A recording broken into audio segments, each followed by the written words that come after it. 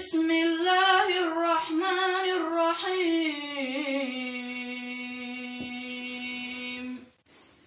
يا أيها الذين آمنوا اتقوا الله وقولوا قولا سديدا يصلح لكم أعمالكم ويغفر لكم ذنوبكم، ومن يطع الله ورسوله فقد فاز فوزا عظيما.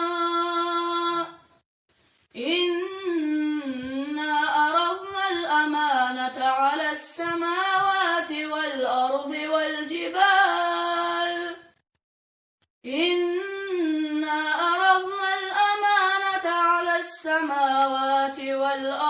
والجبال فأبين أن يحملنها وأشفقن منها وحملها الإنسان